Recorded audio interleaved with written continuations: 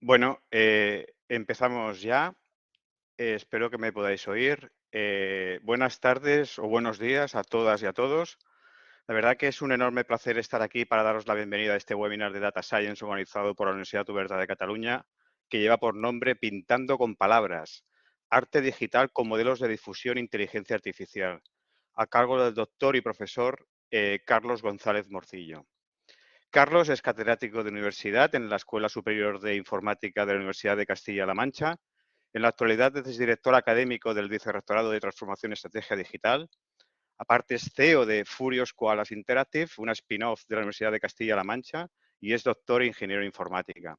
En el ámbito investigador se centra en dos líneas bien definidas: la inteligencia artificial distribuida en sistema multiagente, que nos vendrá a hablar hoy, y los gráficos por computador. Ha publicado 7 libros y cuenta con múltiples artículos en revistas internacionales de primer nivel. Desde 2011 es director del curso de experto en desarrollo de videojuegos, con 8 ediciones impartidas hasta la fecha. Para no alargar en exceso esta introducción del ponente, en el chat os dejaré un enlace con más información sobre su espectacular trayectoria profesional, donde podréis leer también algunos premios y distinciones que ha obtenido en los últimos años. Me gustaría destacar sobre todo, porque yo creo que es muy importante, la excelente valoración que hacen sus estudiantes en su dedicación docente. La duración prevista del webinar es de 60 minutos, distribuido más o menos en 50 minutos de presentación, que a lo mejor se puede alargar un poco más, y 10 minutos al final de preguntas, respuestas o comentarios.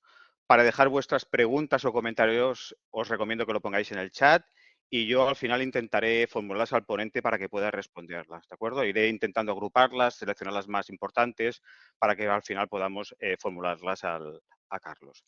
Informaros también que este webinar será grabado para después poder compartirlo con otras personas después, o por si tenéis que salir antes poder ver el final del webinar. Para finalizar esta introducción, me gustaría agradecer enormemente a Carlos haber aceptado nuestra invitación para realizar este webinar, enmarcado en el plan de difusión del ámbito de Data Science de la UOC. Realmente, y os digo de verdad, es una suerte poder contar hoy con él. Estoy seguro de que no os dejará indiferente, tanto por el contenido como por sus cualidades de comunicación, y, por tanto, sin más preámbulo, os dejo con Carlos González, esperando que podáis disfrutar mucho de este webinar. Muchas gracias. Bueno, pues muchísimas gracias, Josep. Jolín, has creado tanto hype que bueno es tener amigos. Bueno, pues nada, sin más dilación, porque la verdad que tengo rollo para rato y no quiero que me falte mucho tiempo. Vamos a empezar, si os parece, pues este seminario que he titulado Pintando con Palabras, donde vamos a ver el arte generativo y he tratado de recoger los últimos avances y las últimas cositas que han pasado en este mundo de locos. Principalmente con modelos de difusión, pero en general con inteligencia artificial, y veremos también en la introducción histórica y un poquito de dónde venimos, pues otra serie de técnicas también. Ya lo adelantó Ada Lovelace hace pues, más de 200 años, dijo: una máquina podrá componer piezas musicales elaboradas y científicas de cualquier grado de complejidad, hará posible una época gloriosa para la historia de las ciencias. La verdad que fue una visionaria. Y como os digo, han pasado cosas muy locas. A lo mejor alguna de estas os suenan mucho antes de que llegara al mainstream, y hoy en día todo el mundo habla pues, de la generación de imágenes, de DALL-E, de Midjourney, de Stable Diffusion, y de algunas cositas de estas es de lo que quería hablar. Han pasado cosas como esto. Fijaos, en 2018, mucho antes de que se hablara de todo esto, el señor ese que veis ahí en la foto vendió un retrato pintado por inteligencia artificial, no por modelos de difusión, sino por otra tecnología anterior, por $432.000, mucho antes de los NFCs y de todo esto. Fijaos la firma del cuadro, que tiene gracia, creo yo. Luego pasaron cosas como la primera portada de la historia, generada íntegramente por inteligencia artificial en Cosmopolitan en abril del 2022. DALL-E 2 fue utilizado para generar esa portada. Y también cuestiones muy controvertidas, como que uno de los empleados de Midjourney, ganó un concurso de la Feria de Arte de Colorado, de Bellas Artes, dentro de la categoría de fotografía y imagen digital. Y bueno, pues esa fue la obra, causó mucha controversia y los miembros del jurado no sabían que se había generado con una inteligencia artificial, pero después dijeron que si lo hubieran sabido, el premio se lo habían dado de todas formas y que no violaba ninguna de las normas del concurso. Antes de comentaros más cositas, quiero que hagamos un poquito de regreso al futuro, pero todo esto de las inteligencias artificiales generativas en realidad comenzaron mucho antes. Ya había concursos en 2016, concursos literarios, en los cuales una inteligencia artificial en ese año quedó subcampeona escribiendo una novela. Esto fue mucho antes de ChatGPT. El último párrafo de la novela decía así, la traducción: me retorcí de alegría que experimenté por primera vez y seguí escribiendo con entusiasmo. La máquina, dando prioridad a la búsqueda del placer propio, dejó de trabajar para los humanos. La verdad que era un poquillo de repelús, ¿no? También el Washington Post lleva años utilizando inteligencia artificial para redactar artículos completos. Decían que los supervisaban mediante humanos. Y bueno, y luego el resto de la historia, todo lo que ha pasado en este último año, más o menos lo conocemos todo, ¿no? Pero dejadme ir un poquito más atrás. Y vamos a hacer un repaso de historia. Por cierto, esa imagen se ha generado con Midjourney, la he generado. Los cambios de sección. La charla está estructurada en 5 secciones principales más un anexo. La primera, como tiene que ser, un repaso de historia. El primer caso de utilizar una máquina lógica, en este caso eran unos discos que permitían combinar palabras, se deben a Ramon Llull, en ese libro Ars Magna, El Gran Arte. Este filósofo catalán fue el que creó la primera rueda que luego inspiró algunos trabajos como la calculadora de Leibniz, y fue el primer intento de la historia de crear, mediante una serie de mecanismos muy sencillos, por supuesto, una máquina generativa que permitiera expandir las ideas y el conocimiento que se tenía. Sería algo así como el germen de lo que pudo ser ChatGPT, ¿no? Guardando las distancias, claro. La primera exposición de arte digital fue esta, Serendipia Digital de Londres.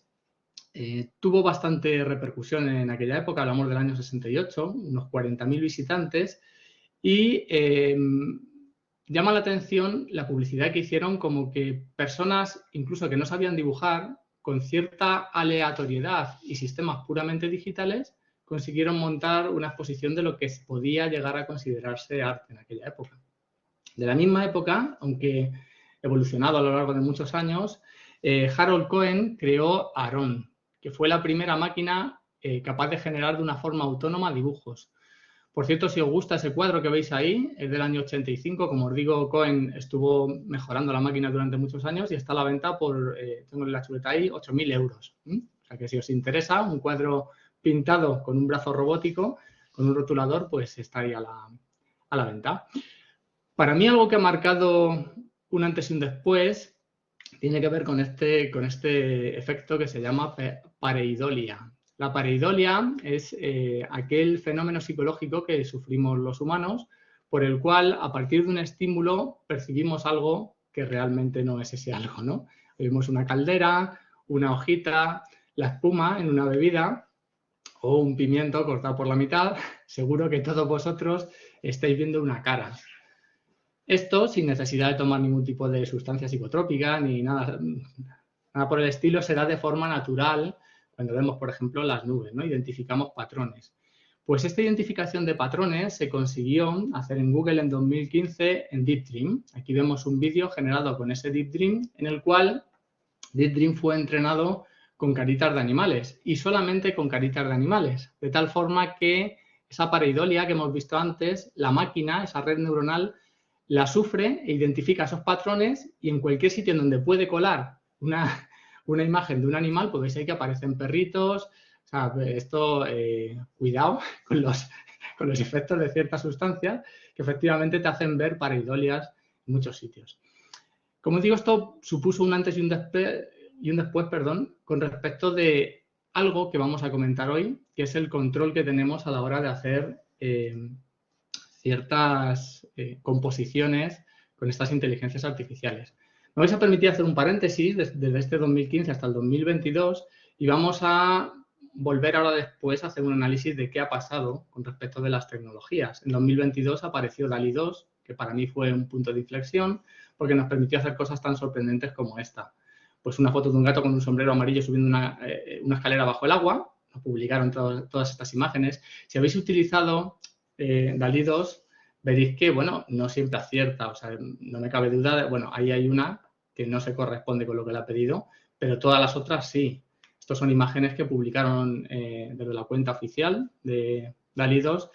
Y aunque muchas veces da resultados buenos, también es cierto que no siempre acierta. Como por ejemplo, una estatua de mármol programando enfrente de un ordenador en medio de la calle, pues bueno, no sé cuántas muestras hicieron para obtener este conjunto de datos correctos. Pero sí es cierto que con un poquito de suerte y pues trabajándolo un poco, sí que podíamos tener este tipo de resultados. Retrato de un Shiba Inu, una raza de perro astronauta en el óleo del siglo XVI, una mujer con su cara apareciendo en un plato de pasta a la boloñesa con iluminación de estudio.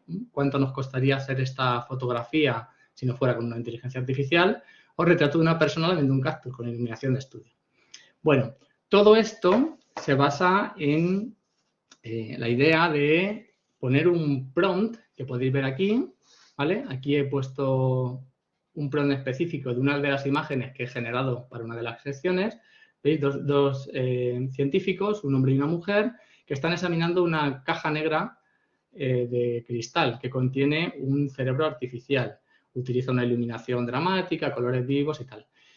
El asunto, bueno, aquí tenemos el método desempleado, el planificador, del que os hablaré un poquito más adelante, y al final, dependiendo de la semilla de los aleatorios, aquí está totalmente aleatorio, pues si le damos cada vez a generar, después de unos segunditos, pues veremos cómo nos genera una imagen distinta según las dimensiones que le hemos pedido. Le voy a dar otra vez. Vais a ver que en este caso más o menos se ajusta, pero no siempre se ajusta al prompt, al texto que yo le he pedido, ¿vale? En este caso sí lo ha hecho, un hombre y una mujer, más o menos, esa caja de cristal, el cerebro. Ahora me va a dejar mal porque las va a generar todas. Veis que la calidad no siempre es igual de buena. No puedo especificar mucho más de la composición, le podría estar diciendo, bueno, quiero que el hombre esté a la derecha, la mujer a la izquierda y tal. Posiblemente se saltara todas las descripciones muy precisas de lo que le estoy haciendo, porque con el modelo de procesamiento de texto con el que estamos trabajando ahora mismo, pues eso no es posible. Profundizaré sobre esto un poquito más adelante, ¿vale? Bien, el mercado de la inteligencia artificial generativa, pues la previsión que tenemos en general, tanto de imágenes como de texto, de vídeo, de audio, etcétera, es llegar a los 11,3 billones de dólares en 2023, según ese informe que os cito ahí en la fuente, hasta los 51 billones en 5 años. El crecimiento que se prevé pues es muy fuerte y me atrevería a decir que probablemente sea mayor que este crecimiento que han puesto en el informe a raíz de las últimas noticias que van apareciendo en medios, de los nuevos modelos, etcétera. Vamos a ver un poquito de los fundamentos de tecnologías de redes neuronales. He supuesto que probablemente hayáis oído hablar de redes neuronales, pero que no conozcáis cómo funcionan. Y, por tanto, voy a ir a los orígenes. Todo esto viene de la arquitectura de perceptron, fijaos, que es de los años 50, finales de los años 50. Rosenblatt, que es ese señor de ahí, propuso esta arquitectura de una neurona artificial básica. Y en los medios de la época, pues se decían cosas como esta. Fijaos, el nuevo dispositivo de la Marina aprende con la práctica. Un prototipo de un ordenador diseñado para leer y hacerse automáticamente más inteligente. Aquí vemos que la máquina será el primer dispositivo que piense como un cerebro humano y que al principio lo hará mal, pero poco a poco irá aprendiendo y que hará cosas instantáneas como llamarte por el nombre, traducción automática a otro lenguaje o escritura en otro lenguaje. Aparte de pues, identificar lo que son todo el entorno sin ningún tipo de entrenamiento humano. Y esta es la clave de todas estas tecnologías, que es que no es necesario que nosotros las entrenemos. Hay una analogía fuerte entre una neurona biológica y una neurona artificial. Fijaos, la neurona biológica recibe los estímulos a partir de las dendritas, que serían las entradas de otras neuronas, y luego, si el estímulo que recibe de entrada supera un determinado umbral, lanza una salida de conexión con otras neuronas a partir de esas sinapsis, que sería la salida. Nuestro perceptrón o neurona artificial funciona igual. Tenemos una serie de entradas, tenemos una función que la suma y si se supera cierto umbral, entonces se dispara una salida que puede estar o no conectada con otras neuronas. El asunto es que no todas las entradas tienen que tener el mismo peso. Por eso ese término que veis ahí, SW, que es el peso que le damos a cada una de las entradas. Por ejemplo, si quisiéramos hacer una neurona que nos hiciera una predicción del precio de una vivienda, pues podríamos tener de entradas el barrio en el que está, los metros cuadrados, yo qué sé, la proximidad a un centro comercial, etcétera. Y no todas las entradas tendrían el mismo peso para decir cuál va a ser el precio de esa vivienda. Seguramente el barrio tenga el doble de peso que el número de habitaciones y esto estaría más o menos con el mismo peso que el número de metros cuadrados, no lo sé. El caso es que esos pesos se van ajustando automáticamente, de tal forma que al principio se establecen una serie de pesos, se calcula la suma de esas entradas, del valor de estímulo de esas entradas con esos pesos y decidimos la función de activación si propaga la señal a otra neurona o no. Y luego se corrige, se van corrigiendo esos pesos de tal forma que al final el sistema idealmente converge y es capaz de predecir a partir de una determinada señal. ¿Podemos resolver problemas complejos con una neurona? ¿Con una neurona se puede hacer algo que merezca la pena?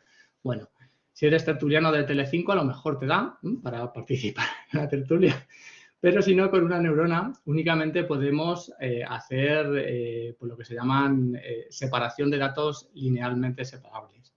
Entonces, pues por ejemplo, si quisiéramos predecir si un alumno va a formar parte del equipo de baloncesto del instituto, pues podríamos tener los que sí y los que no, y mediante una única neurona podríamos hacer la predicción, porque veis que el límite está claramente separable mediante una línea. Si los datos son más complejos, pues en este caso, veis ahí cómo lo podríamos separar o aproximar bastante bien con dos neuronas. Habría casos que, como veis ahí, pues hay puntos rojos que estarían en la zona del no, pero bueno, podríamos ir haciendo el sistema cada vez más complejo. Si quisiéramos, por ejemplo, hacer la predicción de esos otros datos, con dos neuronas no sería suficiente. Podríamos hacer una aproximación con más neuronas. Según no van haciendo falta más neuronas, lo que tenemos es lo que se denominan capas ocultas. Las capas ocultas no son más que neuronas que nos permiten hacer un procesamiento de los datos cada vez más complejos y así dar una salida pues cada vez mejor, que aproxime a lo que nosotros queremos predecir. ¿Y qué es esto del Deep Learning? Que es la tecnología de aprendizaje automático, que es líder ahora mismo y que todo el mundo habla. Cuando hablamos de inteligencia artificial, en muchísimos casos estamos hablando hoy en día de Deep Learning, que no es ni más ni menos que una técnica de aprendizaje automático normalmente no supervisado. De tal forma que lo que tenemos es un conjunto muy grande de capas ocultas en el cual todas están conectadas con todas las neuronas estarían conectadas con todas. Entonces tenemos unas características de entrada. Las primeras neuronas hacen pues esa interpretación sencilla, suelen hacer una extracción de características simple y se va propagando la señal a las capas siguientes de tal forma que al final de todo podemos tener pues una interpretación de los datos, una predicción de la forma que haga falta. Lo que tenemos es esa representación jerárquica de tal modo que las primeras neuronas se ocupan de hacer un procesamiento inicial sencillo y según vamos propagando la señal, cada vez tenemos un comportamiento más complejo. Con respecto de las tecnologías generativas, claro, queremos que sean buenas, bonitas y baratas. He recogido 3 de las más extendidas en la actualidad. Digamos que lo que queremos sean sistemas que tengan calidad, en el caso de las imágenes, que las imágenes sean lo más realistas posibles o que se aproximen más a un determinado estilo de pintura o de realización de la imagen. Habitualmente buscamos el fotorrealismo o que se parezca a una imagen hecha 3D con reflejos perfectos o una fotografía, pero no tiene por qué, pero vamos, que sean imágenes de calidad, indistinguibles de las que se han generado mediante métodos clásicos, vaya. Generalidad, es decir, que el sistema me valga para todo. No que tengamos un sistema que solamente genera caras humanas y otro que solo genera caritas de perro, sino que sea un único sistema, un modelo fundacional que pueda servir para generar cualquier tipo de imagen, por ejemplo. Y rapidez, que aquello no se eternice. Claro, bueno, bonito, barato, pues todos los sistemas tienen sus peguillas. Las 3 que vamos a comentar muy brevemente son las redes generativas antagónicas o redes GAN, los autoencoders y los modelos de difusión a los cuales le dedicaré un poquito más de tiempo. ¿Problemas de las redes GAN? Pues que no son generales, que normalmente se tienen que entrenar para una determinada tarea. Sí que hay redes GAN que son más generales, pero bueno, a lo mejor les falta un poquito de calidad en estos casos. Digamos que sí que se han resuelto ciertos problemas muy específicos con redes GAN, consiguiendo un fotorrealismo, pero no la generalidad. Los encoders en lo que fallan habitualmente es en calidad y los modelos de difusión en lo que fallan o en lo que fallaban principalmente eran la rapidez. Os comentaré luego un poquito más adelante cómo se ha resuelto el tema de la calidad, de la rapidez, perdón, en estos modelos de difusión. ¿En qué se basan las redes generativas antagónicas? Bueno, las redes GAN lo que se basan principalmente en lo que se denomina la teoría de juegos y lo que se tienen son dos modelos que están compitiendo. Por un lado tenemos el modelo generador, que es este que aparece aquí como G, ese que aparece ahí como G, y por otro lado tenemos el discriminador. El generador trata de hacer una imagen que se la trague el discriminador y que no sea capaz de distinguir si ha sido generada artificialmente. Esa es la idea. Lo que se trata es de que vayan aprendiendo poco a poco los trucos del generador para engañar al discriminador, ¿vale? Los autoencoders, por su parte, la idea básica es tener una función de identidad no supervisada de tal forma que te permita comprimir y descomprimir la información, de tal forma que te llega un X, lo comprimes, lo pasas a un espacio latente que ocupa mucho menos espacio, es como un compresor, y luego el decoder tiene que ser capaz de devolverlo otra vez a su estado original. Y los modelos de difusión son unos modelos que van poco a poco, como veremos, añadiendo ruido en la etapa de entrenamiento, en la difusión directa, y en la difusión inversa lo que consisten básicamente es en eliminar ese ruido. Con GAN generativas, en el 2018 toda la comunidad científica estaba loca con los avances que se habían hecho. Esta gente, la gente de NVIDIA, en este artículo, habían conseguido superar algunas de las limitaciones que tenían las redes GAN. Las redes GAN, cuando se están entrenando, tienen ciertos problemas de estabilización en el entrenamiento, digamos que no estabilizaban bien y no permitían generar imágenes de alta resolución. En este paper presentaron pues una arquitectura que os voy a enseñar aquí en una página web, en esta página web que estoy, This person does not exist. Cada vez que la recargas, pues te da una imagen de 1024 por 1024 de una cara que ha sido generada mediante este desarrollo basado en redes GAN por la gente de NVIDIA. Pues cada vez que le das, te genera una imagen y el proceso de generación en sí pues es muy rápido. No sé si las imágenes de esta página han sido pregeneradas, supongo que sí, que simplemente estamos recuperando unas imágenes que han sido pregeneradas, pero el proceso en sí pues será muy, muy rápido. Bien, continuamos. También de la gente de NVIDIA se hizo bastante viral en el 2019 utilizando también redes GAN este desarrollo que llamaron GauGAN, que hoy en día se puede utilizar como aplicación de escritorio que tengo aquí. Está dentro de lo que se llama NVIDIA Canvas, que tú puedes descargar gratuitamente. Y nada, es un sistema en el cual pues simplemente vas haciendo unos bocetos. Voy a pintar aquí. Vaya, no me cabe en la pantalla. Ah, vale. O así, que lo tengo con muy poquita resolución. Vale. Vas pintando qué es lo que quieres y directamente, ¿veis? Genera una imagen fotorrealista del resultado de lo que has obtenido. Le voy a poner ahí unas nubes, por ejemplo. Voy a poner unas montañitas aquí al fondo. Ahora entenderéis por qué me dediqué a la informática y no al arte.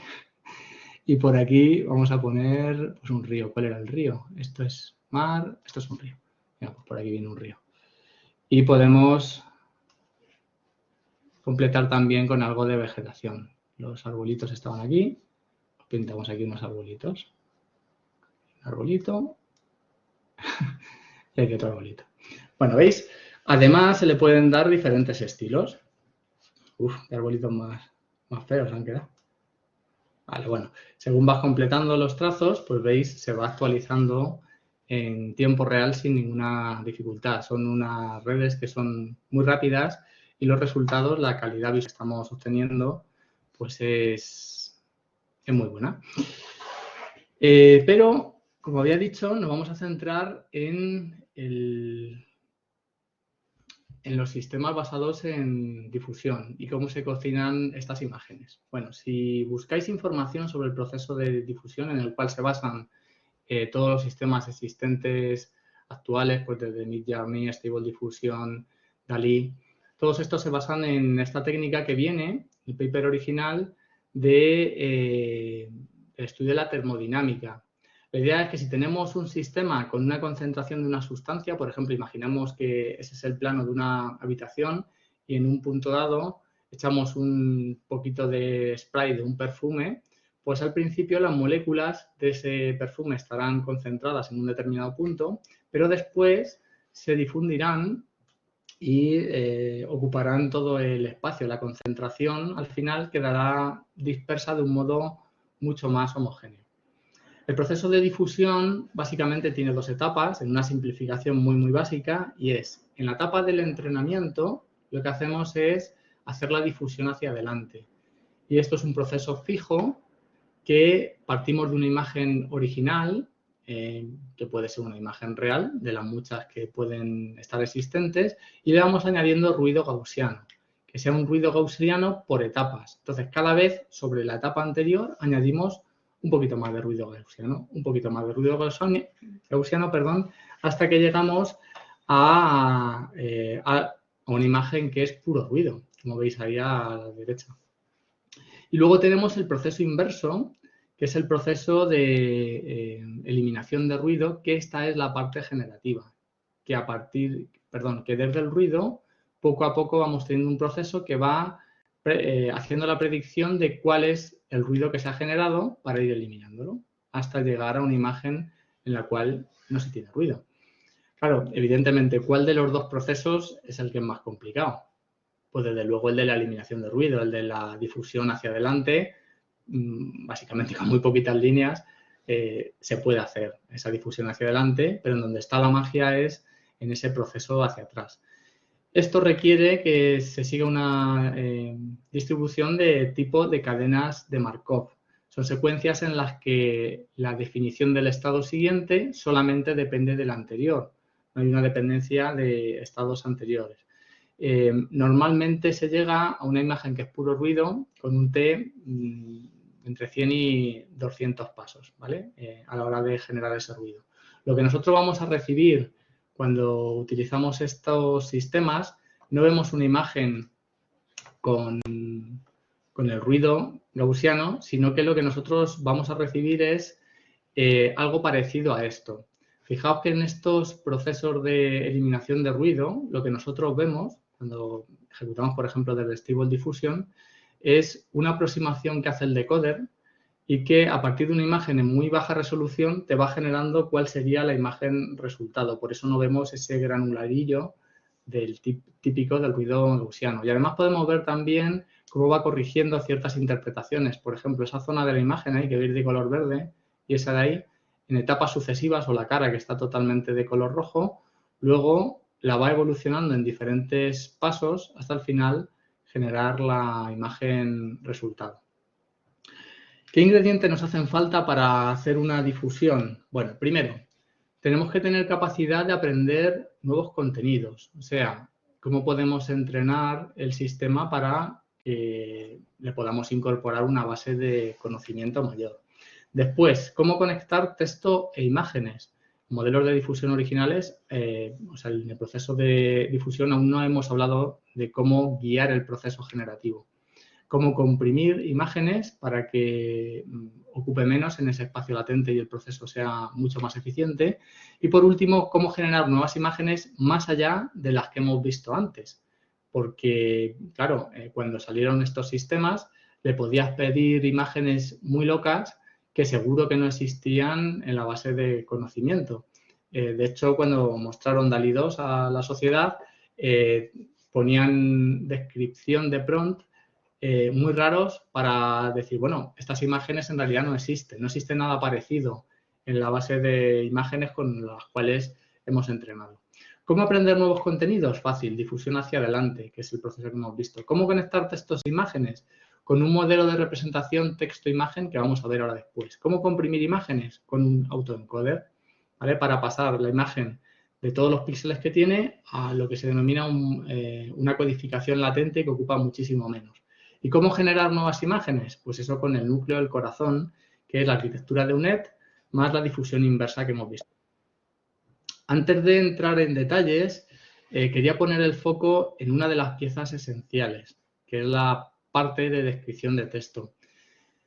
En todo esto del procesamiento, visión por computador y generación de imágenes, existe una arquitectura, una red neuronal especial que se utiliza cuando los datos están en cuadrícula. Normalmente son imágenes, pero pueden ser también datos en cuadrícula de series temporales o otro tipo de aplicaciones que son las redes neuronales convolucionales.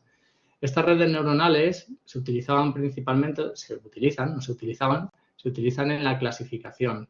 Y tienen dos etapas. Primero, una parte de extracción de características y luego una parte de clasificación en donde tenemos un montón de neuronas totalmente conectadas entre sí.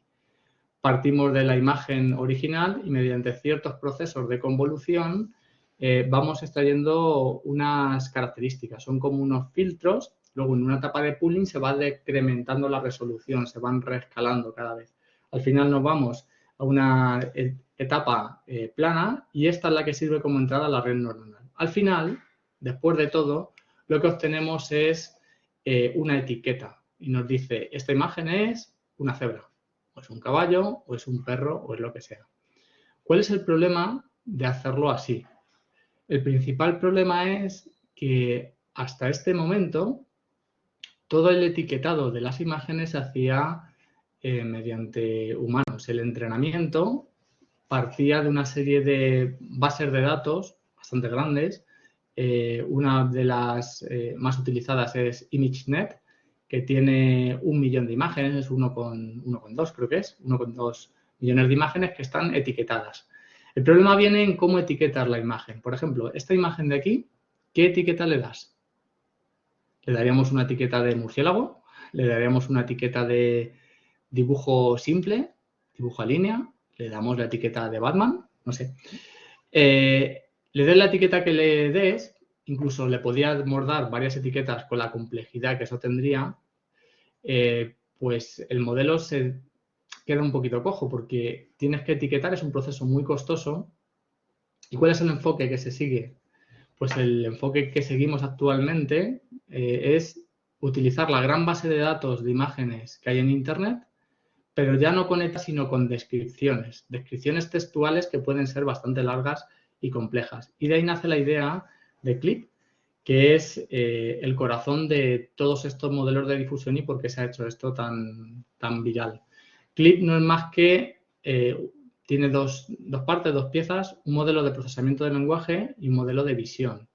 Clip viene de Constructive Language Image Pre-Training y la idea básica es entrenar el sistema con un conjunto de imágenes y un conjunto de descripciones. Y entonces, en un proceso de batch, se cogen un grupillo de imágenes, unas cuantas, las descripciones asociadas a estas imágenes y se mezclan. Y se entrena el sistema para que, mediante un encoder de texto y un encoder de imagen, cree esa asociación y maximice cuál es la descripción que mejor se corresponde con esa imagen. En la etapa de entrenamiento, por tanto, tenemos imágenes de, vamos a suponer que hacemos el batch con esas 3 imágenes y las descripciones de ahí arriba. ¿En qué se encargaría Clip? Clip se encargaría de decidir cuál es el peso que le da, maximizar el peso de aquellas imágenes que están relacionadas con esos textos, con esas descripciones, y minimizar, darle poco peso a aquellas que no tienen nada que ver. Por eso lo de contrastivo, porque tienes que darle mucho peso a aquella descripción que se corresponde con esa imagen y bajarle el peso a aquella descripción que no tiene nada que ver con esa imagen. De tal forma que, claro, como las descripciones se corresponden con las imágenes, pues en varias etapas vamos aprendiendo y el sistema cada vez se comporta mejor. Podemos ver cómo se utilizaría esto en Clip. Normalmente, cuando utilizamos el sistema de difusión, no hacemos uso de esta capacidad, pero aquí, en el módulo de Image to Image, podríamos coger una imagen cualquiera. Por ejemplo, voy a cogerme, pues no lo sé, una de las que he usado en el curso, por ejemplo, esta, la del robotito, me la traigo aquí, ¿vale? ¿Veis? Y ahora le damos a interrogar clip. Ya os digo que normalmente en la arquitectura con lo que estamos trabajando es, voy a ir atrás, mientras hace el tratamiento, estamos trabajando con la parte superior. Lo que hacemos cuando trabajamos con el modelo de difusión es utilizar directamente esta parte, ¿vale? Que a partir de una descripción de texto genera una representación codificada, mucho más compacta. Pero podemos también hacer el uso del interrogar a clip, que es lo que estoy haciendo ahí, que tarda un ratito, la verdad, y que a partir de una imagen te da una descripción de lo que está viendo. Esto últimamente se está mejorando mucho y también hay sistemas, propuestas. Si habéis utilizado BART, por ejemplo, veréis que a partir de una imagen lo hace de un modo prácticamente instantáneo, es capaz de interpretar y de decir qué es lo que ocurre. El GPT-4 multimodal pues también lo hace muy, muy bien. Un desarrollo de NVIDIA reciente pues también lo hace razonablemente bien. Y cuando Clip quiera hacerlo, que lleva ya más de un minutito, pues ahí me dará la descripción de esa imagen que le he subido. Es una imagen en alta resolución y bueno, le está costando un poco. Si os parece, por no retrasar, ahora cuando esté os lo enseño. Voy a ir pasando. Vale. Bueno, dejo ahí al clip. Ahora después volvemos, si tiene a bien acabar. Vamos a ver una cuestión principal y es cómo acelerar el proceso. Al final del seminario os comentaré algunos recursos que podéis utilizar luego para desarrollar vuestras propias herramientas. Mira, justo ahora estaba mirando de reojo. Bueno, mirad. Dice un robot sentado en el frente de un ordenador, de un laptop, de un portátil, allá, en una biblioteca con gente en el fondo mirándole. Bueno, haya confundido un libro con un laptop. Ese es el autor, que se supone que hace ese estilo de imagen, y luego una serie de etiquetas originales, Trending on ArtStation, Alta Definición, Computer Graphics, Academy Art, etc.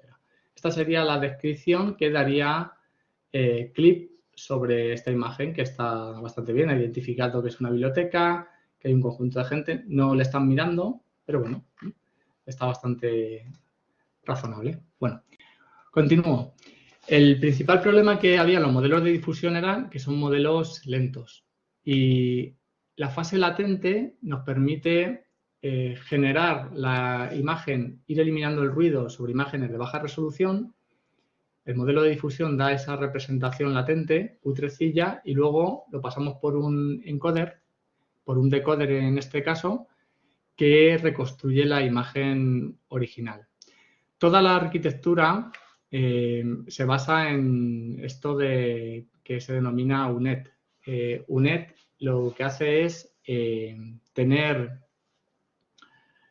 un conjunto de etapas que van bajando la resolución, en donde veis ahí downsample, vamos bajando la resolución utilizando una arquitectura de tipo ResNet, que es una red neuronal residual, que permite tener redes neuronales muy profundas y además tiene unas capas de conexión directa que veis ahí entre la fase de bajar la resolución y subir la resolución. Hay unas conexiones directas de esta ResNet que pueden fluir los datos de un modo mucho más rápido. Y al final, a baja resolución, es en donde se hace el proceso de eliminación del ruido. Por tanto, si el prompt del usuario es quiero un gatito rojo lindo, tenemos una semilla inicial de ruido gaussiano. Según la semilla inicial tendremos una imagen distinta u otra. Si ponemos el mismo valor de semilla inicial estaremos trabajando siempre sobre la misma imagen, lo cual está muy bien a la hora de hacer cierto tratamiento artístico sobre la propia imagen. Podemos copiar el numerito y estar siempre trabajando sobre la misma imagen, o sea que no siempre que le demos a generar tenemos que cambiar la imagen, sino que podemos hacer procesos iterativos simplemente cambiando ese numerito que aparece en la generación de la imagen. Estoy hablando ni más ni menos que de este numerito de aquí, ¿vale? A ver si no se queda esto pillado. Creo que era aquí. Hola, aquí, ¿veis? Si en lugar de ponerlo aleatorio dejo esa semilla, cada vez que le dé a generar, esto podemos hacer la prueba, si le doy a generar, me va a generar exactamente la misma imagen, porque no he cambiado nada. Cambiará la imagen si cambio los parámetros del número aleatorio. ¿Veis? Acaba de generarla y ha generado exactamente la misma. Si le doy a -1 en este caso, con esta interfaz, pues sí que me estaría generando imágenes distintas. Como os comentaba, el prompt del usuario pasa por clip y se pasa una codificación, esa descripción del usuario, se pasa una codificación mucho más compacta. Debido a esta codificación, Clip en realidad no está entendiendo lo que le estoy pidiendo.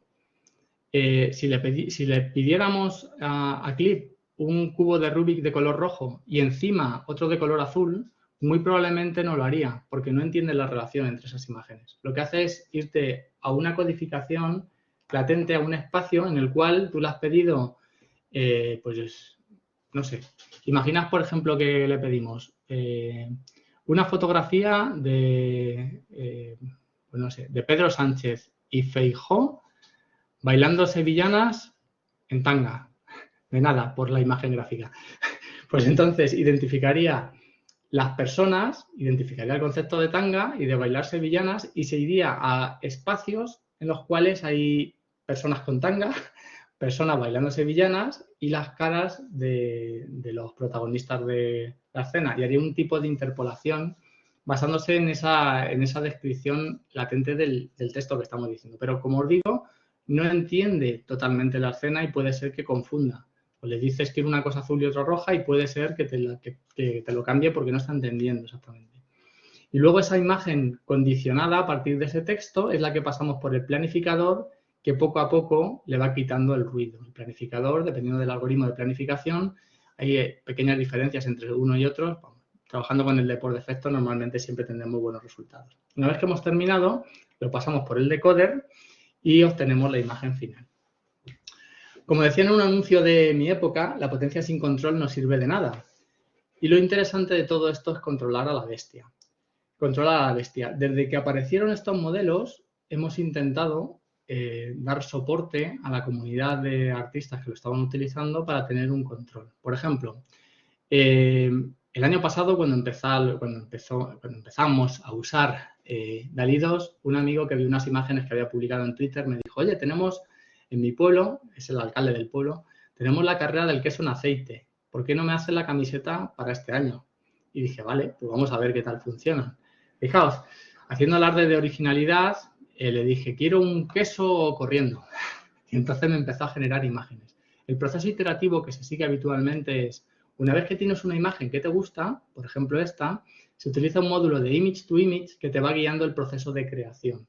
De tal forma que luego puedes hacer lo que se denomina in-painting, le borras los ojos, por ejemplo, y le digo, quiero ojos tipo Pixar y quiero zapatillas deportivas.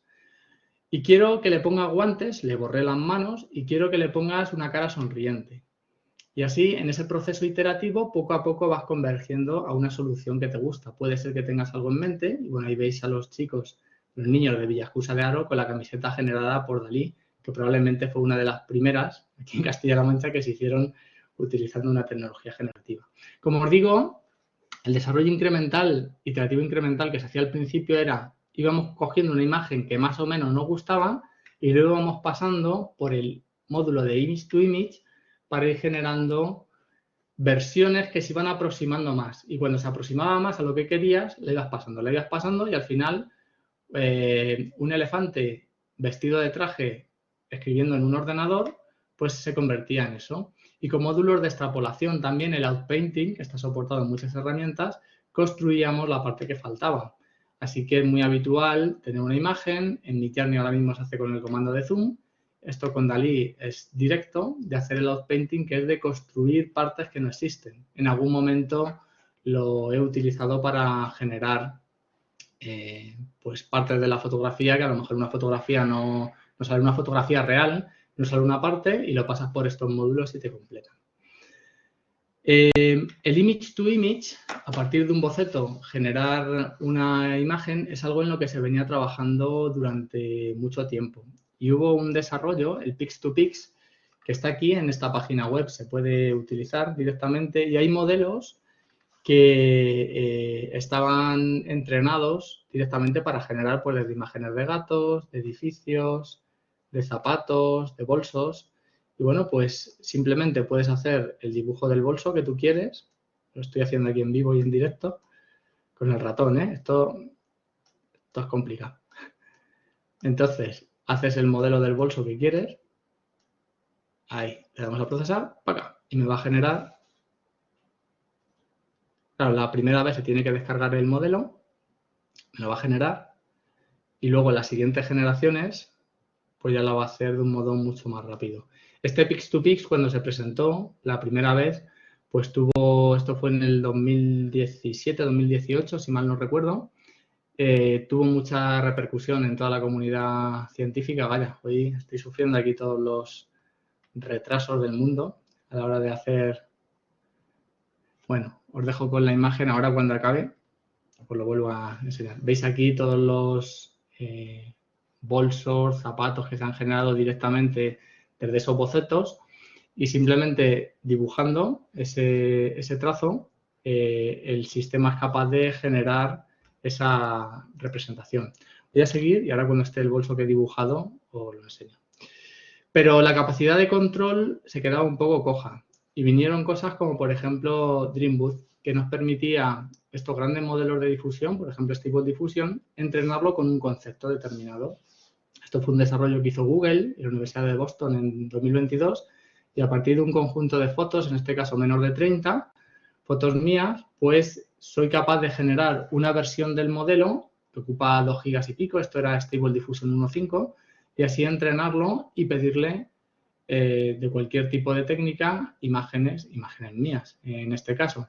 Y además, utilizando este image to image, a partir de una imagen le puedes pedir que te genere imágenes similares de un determinado concepto, haciendo una transferencia además de estilos. Quiero un dibujo 3D de Carlos González Morcillo, ese es el concepto que yo entrené, con traje, brazos cruzados, render de Octane, estilo Pixar. Le paso esa imagen y una de las que me gustó más que me generó fue esa. O robando una imagen de una tienda de estas online de ropa. Quiero un dibujo a lápices de colores y acuarela con chaqueta en tonos verdes y corbata rojo oscuro. No fue el único que hice, pero este fue el que me gustó más. O, por ejemplo, esta otra, retrato de perfil, con luces de neón, etcétera, y me genera esta otra. La transferencia de estilos, además, permite partir desde cualquier cosa. Por ejemplo, ahí veis retrato con fondo negro, plano rojo y negro, vestido en ropa de tonos ocres, ilustración de estilo realista. Ese es el dibujo que yo le paso hecho en Paint en segundos y me puede generar eso o eso. Y este image to image sí que os lo quería enseñar. La página web esa de los bolsos se ha quedado un poco pillada, así que esa os la enseñaré luego, ¿vale?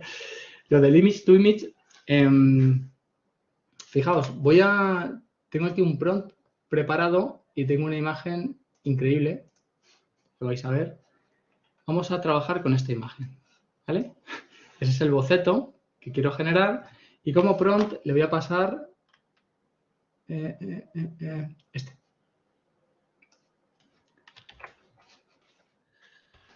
Voy a decir que quiero un landscape con castillos, con un río y, bueno, que sea de salida tipo foto. Aquí le puedo decir, en esta parte de aquí, cuánto quiero, vamos a ver la ayudita, dice, cuánto debe de fijarse en la imagen original. Cuanto más valor le demos, más libertad va a tener y cuanto menos, más se va a aproximar a la imagen original. Este tipo de control es puñetero porque, fijaos, si lo pongo muy bajo, pues claro, va a salir algo muy parecido a esto, porque la imagen va a tener mucha influencia sobre el resultado final. No esperéis nada grandes resultados. ¿Veis? Ah, bueno, esperad que le tengo que poner el tamaño correcto. Vale, por eso ha salido ahí achatado. Voy a darle otra vez. Claro, si le digo que tiene que ceñirse mucho a la imagen original, pues va a improvisar poco, ha hecho una pequeña adaptación. Si le voy subiendo, por ejemplo, vamos a ponérselo en 0,75, se va a guiar un poquito por esto y entonces el proceso iterativo consiste en, vamos a partir de una imagen que es una porquería y en el momento en el que me empiece a gustar un poco el resultado, puedo ir buscando mayor nivel de realismo simplemente pasando una imagen que me guste. Vamos a suponer que esta ya me gusta un poco, ¿vale? Pues la paso aquí y ahora sobre esta ya va a ir generando imágenes cada vez más realistas, porque en la que parte originalmente es esta. ¿Veis? Bueno. Se va basando en esta imagen, pero claro, va analizando también la muestra de color, cómo van haciendo. Voy a ponerla aquí. Claro, el prompt puede ser positivo, de lo que quiero conseguir, o puede ser negativo. Quiero que no sea un realistic, por ejemplo. No quiero que sea matte painting. Quiero que sea una foto, ¿vale? Vamos a ver. Tampoco quiero que sea low resolution. Venga. Podríamos guiar este proceso también con este image to image a partir de las fotografías. Si yo, por ejemplo, voy a cambiar la idea, ¿vale? Si le paso una imagen de las que ya había generado antes, por ejemplo, esta de aquí, ¿vale? Y le vuelvo a poner el prompt que utilicé al principio, pues vais a ver cómo me va a generar imágenes que tienen esta composición. No va a ser exactamente igual, pero sí que va a respetar mucho que la mujer va a salir a la izquierda seguramente, el hombre va a salir a la derecha y vaya, pues no. Vale, vaya tela. Bajamos un poquito para que se parezca más al prompt inicial. Cuanto más valor le damos, ha cambiado, pero bueno, sí que la composición se parece bastante a la composición inicial, ¿vale? Ha puesto al hombre a la derecha, a la mujer, perdón, al hombre a la izquierda, a la mujer a la derecha. Pero fijaos cómo aquí ha puesto a dos mujeres. Fijaos lo que os digo de clip, que hay muchas veces que no entiende. Sí que ha puesto a dos personas, pero ha puesto a dos mujeres en este caso. Pero sí que el tipo de composición se parece mucho a esta composición original. Y luego, para mejorar el proceso, voy a ver si voy a generar una más. Y si no, mando esta al InPainting.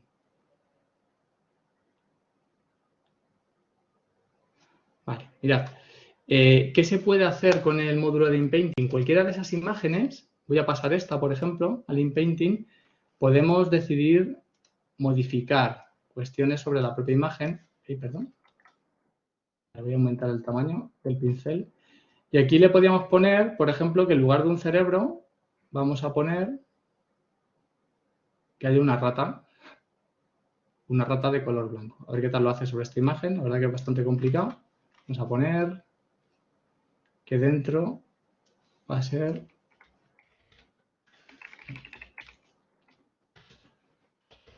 a white rat in a glass box, ¿vale? Si funciona bien, lo que hará será identificar el estilo visual del resto de la imagen y completar. Fijaos cómo ha metido la rata blanca dentro. Vamos a poner a cute. Está bonita, ¿vale? Que no dé miedo. Fijaos cómo ha completado la imagen para que aquello funcione visualmente con el estilo gráfico del resto de la imagen. Pues esta es un poco la idea. Estas es las formas de control originalmente que teníamos dentro de los modelos de difusión. Pero aún así la cosa ha evolucionado más y más. Y hemos querido entrenar modelos aún más potentes. Este de Dreambooth tiene el problema principal de que el modelo que tú has entrenado ocupa un montón de espacio. Y claro, eso pues es un problemilla. LoRa, Low Rank Adaptation, lo que permite es ajustar los pesos de todas las matrices que internamente utilizan estas redes neuronales y generar estilos o incluso entrenamiento de ciertos conceptos y en ciertas páginas web, como por ejemplo esta que os pongo ahí, la de Civitai, podemos descargar modelos completos optimizados para ciertas tareas, por ejemplo, Epic Realism. Esto es un checkpoint, esto es un modelo completo, ¿vale? Entráis aquí, os podéis descargar el modelo completo, este es de Stable Diffusion 1.5, ¿veis? Aquí, ocupa 2 gigas de nada. Y aquí además podemos ver cuál es el prompt que han puesto, el prompt positivo y el prompt negativo, de lo que no quieren a la hora de generar esta imagen. Podéis ver ejemplos de uso de estos prompts, ¿vale? Hay modelos completos, como veis aquí. Todo lo que pone checkpoint son o bien modelos de Stable Diffusion XL, que es el nuevo Stable Diffusion mucho más potente, o modelos LoRa. Voy a ver si lo puedo aquí. No he visto ninguno. Vale. Modelos LoRa que ocupan muchísimo menos y que hacen adaptación normalmente de estilos, pero hay de muchos tipos. Este ocupa mucho, ¿vale? Para ser un modelo LoRa son casi 700 megas, pero hay modelos LoRa que son muy pequeñitos. Por ejemplo, este, 72 megas, y este está optimizado, parece que es para dibujar, hacer dibujos estilo manga, ¿vale? Como os digo, esos modelos básicamente lo que hacen es hacer un cambio en los pesos de todas estas neuronas para obtener salidas con muy poco espacio. Ha habido desarrollos muy significativos, por ejemplo, para conseguir precisión absoluta en los modelos. Por ejemplo, Gligen, que tiene una demo online también que nos permite controlar la posición. Si le dices a Stable Diffusion que te dé por la tarde una foto de un pequinés en la playa con una sombrilla, pues te puede generar cosas como esta, que sí, ahí se ve el palo de la sombrilla, pero no está la sombrilla. Con Gligen puedes hacer un posicionamiento absoluto de los objetos y pedir exactamente qué es lo que quieres tener. Por ejemplo, una demo de Gligen sería, vamos a por ejemplo, John Lennon utilizando un PC, ¿vale? A ver si quiere funcionar, que ahora por la tarde están todos los sistemas estos online, están perezosos. Bueno, me está tardando la misma vida, paso. Os enseño las imágenes. Pues eso, una gallina empollando un huevo gigante. Pues por defecto Stable Diffusion, Midjourney o cualquiera te puede dar algo como esto, que veis ahí arriba, y sin embargo, gracias a Gligen puedes dar un sistema de posicionamiento absoluto. O un perro del mismo tamaño que una manzana, pues dices cuál es el perro y cuál es la manzana. Personalización multiconcepto, pues también entrenamiento que supera los resultados de Dreambooth o de los modelos de inversión textual que están también muy extendidos, que ocupan muy poquito. Cuando se hace una consulta sobre un objeto y poco más, la verdad que en todos los casos el resultado está bien, pero cuando le empiezas a pedir que ese perrete en concreto esté nadando en una piscina, pues aquí vemos cómo las imágenes del perrete sí que se corresponden con las fotos, y en Dreambooth hay veces que te cambia la raza o no se parece mucho, y en Textual Inversion pues sí sale el perrete pero se ha comido la piscina. O el gato ese, ¿no? Tienes un gato en concreto y quieres una escultura. Pues en Dreambooth y en Textual Inversion, bueno, en Textual Inversion no hace la escultura, directamente te da el objeto y ya está. Y aquí te ha cambiado la raza del gato. Con todas estas nuevas aproximaciones, pues sí que se están consiguiendo unos resultados mucho más precisos. Perfusion, por ejemplo, es un desarrollo reciente de NVIDIA que solo en 100K te está consiguiendo, y con 4 minutos de entrenamiento te está consiguiendo modelos súper realistas y súper adaptados a lo que quieres. Y para mí la joya de la corona que ha ocurrido recientemente, en ese paper del 2023, es ControlNet. Con ControlNet puedes controlar el proceso de generación a partir de muchas alternativas. Puedes calcular la pose, por ejemplo, puedes, a partir de una detección de bordes, como veis ahí, generar imágenes parecidas y se hacen cosas sorprendentes, como calcular la pose y generas contenido, o sea, el control es total sobre lo que estás generando. O a partir de una imagen obtienes la pose, como veis ahí, y a partir de esa pose generas las imágenes que quieras, porque la pose está controlando el sistema de generación. Aquí os tenía preparadas una demo. Vamos a hacer una demo, mirad. Vamos a generar, tengo aquí varias alternativas, por ejemplo, la de, pues no sé, la del gorrión, por ejemplo, ¿vale?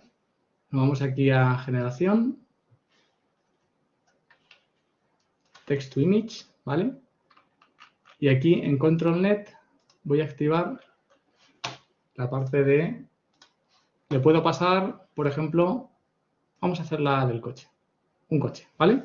Un dibujo de un coche, un boceto muy cutre que he hecho.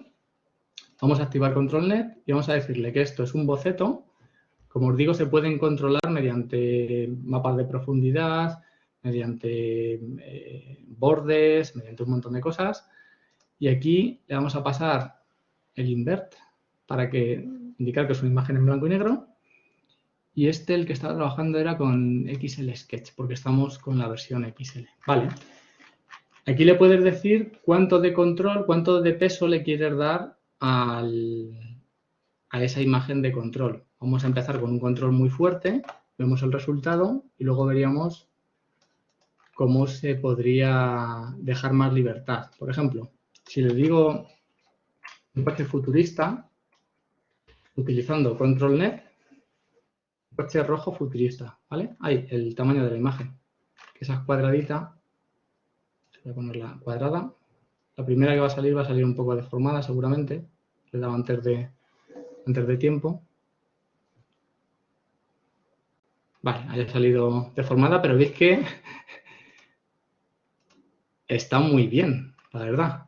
Voy a generarla con la dimensión correcta, que no salga achatada. La verdad que esta primera lo ha hecho muy bien. Vale, y ahora si le voy bajando el nivel de influencia que quiero que tenga, les dejo por ejemplo 0,6, le voy a dar más libertad y probablemente me genere coches que tienen ese punto de vista, pero con más libertad, pues a ver la interpretación de futurista, coche futurista, bueno, veis, no se ajusta perfectamente a las líneas, pero sí que consigue un contenido que puede ser un poco más creativo. Basta con darle esas líneas, ese boceto que hemos creado para guiar el proceso de creación hasta los límites que nosotros queramos, ¿veis? Aquí, bueno, le podríamos ir generando también que sea fotorrealista, que no sea un dibujo, etcétera, para ir guiando mucho más todo el proceso, ¿vale? Y lo último que ha ocurrido recientemente, hace una semanita, es el anuncio de de DALL-E 3, con cosas tan locas como esto. Fijaos, dice una ilustración de un aguacate sentado en la silla de un terapeuta diciendo: me siento tan vacío dentro, con un hoyo gigante en el centro. El terapeuta, que es una cuchara, toma notas. Fijaos que, bueno, en primer lugar está generando texto, es algo que algún sistema actualmente era capaz de hacer, pero no con muchísimo nivel, al menos algunos, y la descripción consigue una imagen perfecta. Ya han anunciado en la página web de DALL-E pues el control total que se puede tener con detalles mínimos sobre la imagen, de posicionamiento, de materiales, etcétera. Esto lo van a integrar en ChatGPT, de tal modo que la forma de interactuar con los sistemas de generación de imágenes va a ser mediante texto y prometen resultados muy, muy buenos. Voy a acabar la sección con viendo cómo se pueden producir otros medios audiovisuales. Ya conocemos desde hace 2 años el Open Jukebox, podéis utilizarlo. Este sistema ha sido entrenado con toda la música que existe desde la historia la humanidad, toda la música que merece la pena, el reggaetón actual no, pero... Y básicamente lo que te permite es completar canciones. Ahora vais a escuchar 20 segundos de temas originales y cómo la inteligencia artificial es capaz de continuar la canción. Mirad, he elegido temas este de Green Day, seguramente lo conozcamos todos. Y después de 20 segundos veréis cómo arriba cambia un robot y ya esa pieza es genial. Mirad. I am one of those rabbits running down magic tools. Running with the bow. Para mí es muy sorprendente. Lo hace con Green Day, lo hace con Queen. Sin problema.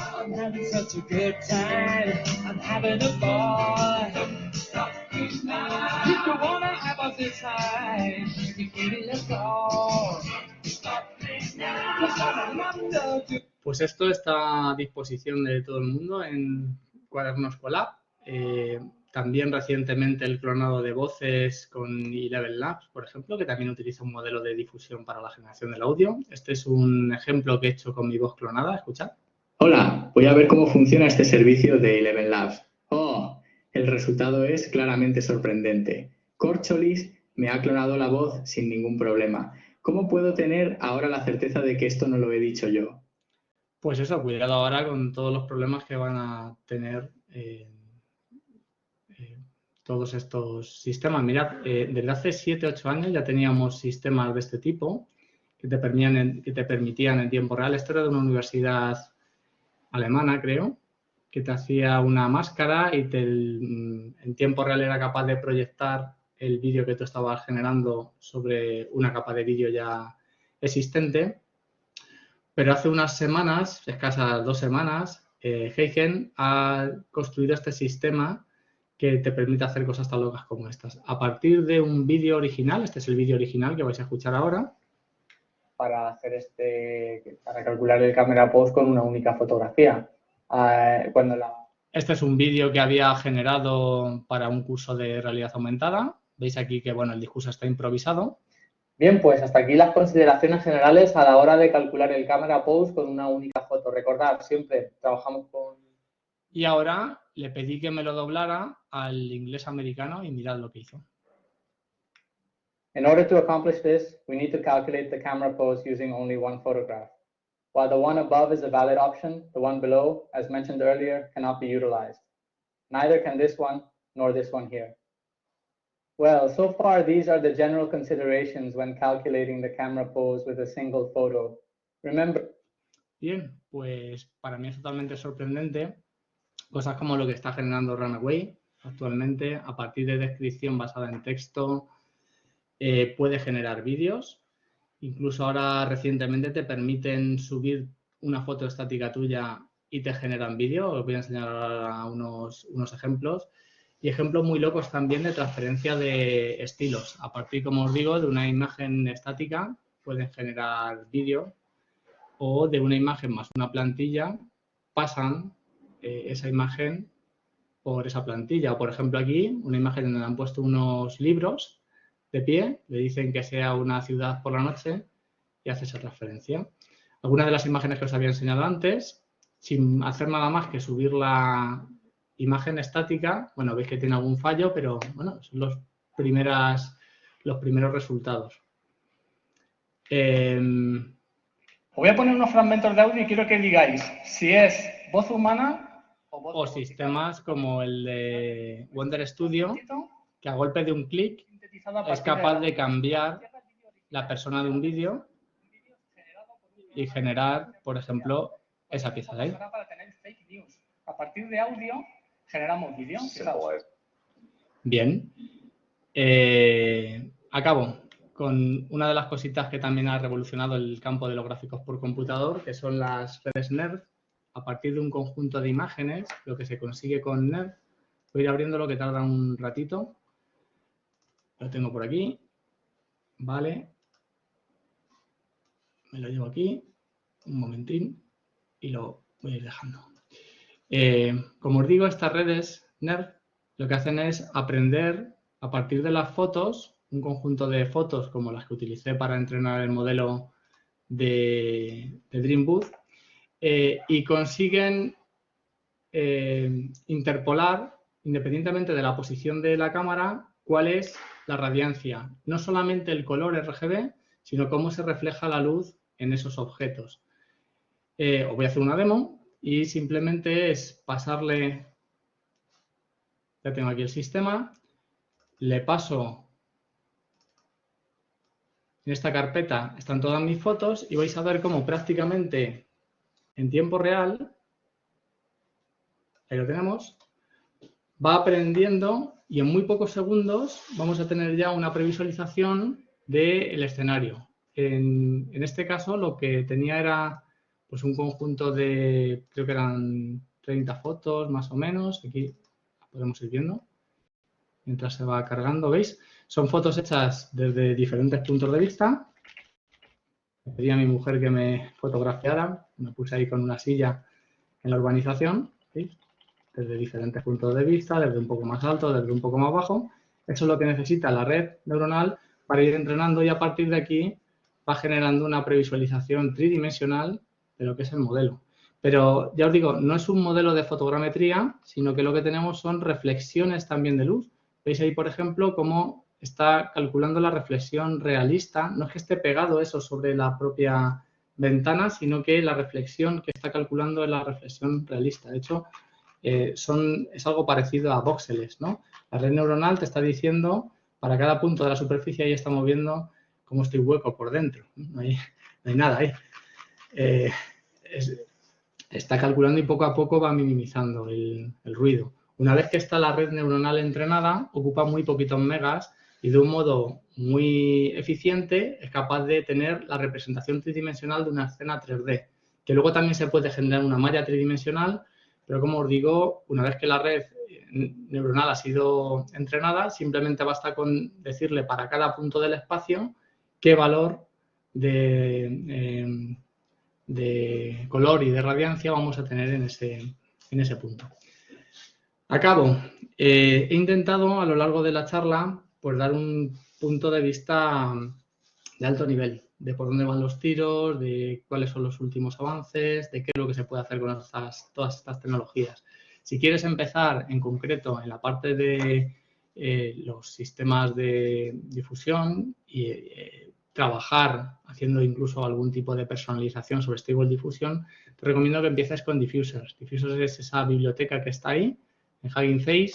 Tiene una documentación que está muy bien, tiene incluso cuadernos Colab, por si quieres empezar a cacharrear directamente sin instalarte nada. Y luego a nivel de desarrollo general, pues te recomendaría que empieces con Keras, que es una biblioteca de más alto nivel que te permite trabajar con TensorFlow. TensorFlow es la biblioteca de redes neuronales profundas hecha por Google. Torch, bueno, en concreto PyTorch, es del equipo de Meta, de Facebook. Las dos están muy bien, pero Keras es una biblioteca mucho más sencilla y para empezar pues sería el punto de comienzo perfecto para introducirte en la programación de todos estos sistemas. Y luego Scikit-learn, que es de aprendizaje automático en general. Si no necesitas toda la potencia de estos modelos de estas redes neuronales profundas, pues es también la referencia en la industria de todo esto del aprendizaje automático. Y nada más por mi parte, pues espero que os haya gustado. Me he pasado unos minutitos de lo que tenía previsto, pero como os dije al principio, pues tenía muchas cositas y no quería guardarme. Nada, muchas gracias. Josep, no sé si está vivo. Sí, estoy vivo y coleando. Quien avisa no es traidor. Yo os había avisado que no os ibas a dejar indiferente la charla. Muchísimas gracias por la charla. Yo iré rápido y dejaré daré palabra a las preguntas que han formulado en el chat. Concretamente, dejaré 5 preguntas. La primera es de María Dolores Méndez Aparicio, que casualmente me ha asustado porque tiene los mismos apellidos que mi suegro. Nos dejó la siguiente pregunta. Ante el miedo a la pérdida de puestos de trabajo, no es tan simple su manejo. ¿Existe ahora mismo como asignatura en universidades este tipo de conocimientos? ¿Dónde y cómo has conseguido tus conocimientos? Porque autodidacta lo veo imposible. Yo soy bastante friki de esos temas. La verdad que desde siempre me ha interesado la parte de gráficos por computador. La situación actual es que todo esto va cambiando a un ritmo fugaz. y lo que hace unos meses te servía, sacan el desarrollo nuevo que cambia las reglas del juego. El sistema que os he enseñado, en concreto este interfaz web, pues es el más complejo que hay para manejar, el más complejo y el más completo que hay para manejar Stable Diffusion y todos estos modelos.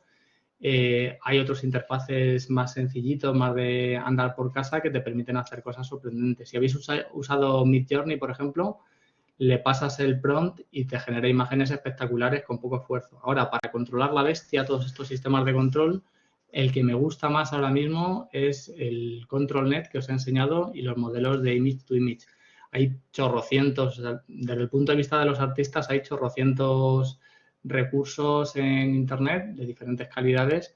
Pero bueno, como enseñanza universitaria, yo en mi asignatura de grado de Computer Graphics, ya el año pasado incluí una parte de inteligencia artificial y cada año va a ir creciendo más.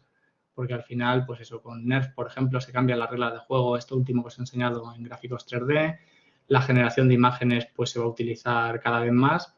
Y claro, están los dos perfiles, el perfil más artístico, que tiene que saber cómo dominar desde el punto de vista del usuario todas estas técnicas y cómo incluso entrenar tus propios modelos, y luego desde el punto de vista del técnico, del desarrollador, que puede construir también ampliaciones, módulos, personalizaciones sobre principalmente Stable Diffusion, que es el estándar ahora mismo en la industria desde el punto de vista del desarrollo, porque al ser un modelo libre, liberado por Stability, pues puedes hacer un montón de cosas. O sea, si se quisiera hacer algo para desarrollo desde el punto de vista científico, pues tiraríamos por Stable Diffusion. A lo que voy, la pregunta, pues cambia todo tan rápido que es muy difícil tener un sitio en donde digas aquí se puede aprender. Incluso en las asignaturas en grados, en universidades, me ha dado tiempo de poner la maquinaria a andar. Sabéis que está todo esto de la NECA y hacer la propuesta de modificaciones en los títulos es complicado. No me cabe duda que lo incorporaremos, pero poquito a poco. En ese sentido, gracias, Bernat, si existía alguna guía de prompting para Stable Diffusion para optimizar el control de los resultados, si conoces alguna guía de este sentido. Hay un montón. O sea, hay un montón de gente que está generando contenido. Al inicio de los tiempos, cuando empezó Stable Diffusion, había incluso alguna publicación periódica. No recuerdo ahora mismo. Sí que voy leyendo de las novedades, voy buscando pues gente que va haciendo algún tipo de experimento y voy buscando aquí y allí, pero no os puedo recomendar una guía porque no tengo ninguna preferida. La página esa que os he dicho sí que puede servir como inspiración. La que os he dicho de Civitai, sí que puedes investigar ahí cómo se ha hecho un determinado prompt. Y luego en Lexicart está un poquito más desactualizada, pero en Lexicart estoy en chiquitito, no sé si lo vais a poder ver. Lexica con X y con C.art. Aquí podéis ver también pues prompt de cómo se han generado, ¿vale? Y cuál es el modelo que se ha empleado para generarlo, etcétera. Aquí os puede dar también algo de inspiración a la hora de copiar el prompt y a partir de ahí jugar. Si quisiera empezar desde cero, pues probablemente aquí, en lugar de irte a la parte de modelos, puedes irte a la parte de imágenes e ir copiando el prompt, tanto positivo como negativo. Puede ser un buen punto de comienzo. Vamos a pasar un poco al hardware y al software. Fran nos comentaba que recientemente había estado probando Stable Diffusion, pero que le iba muy lento en la creación de imágenes usando solo CPU, a pesar de ser un procesador muy potente. Nos comentaba si tenías alguna recomendación al respecto de qué tipo de sistema operativo, hardware recomendarías para utilizar este tipo de programas. Sí, pues que se invierta en una tarjeta gráfica. La tarjeta gráfica para todos estos modelos de redes neuronales es imprescindible. ¿Qué os voy a decir?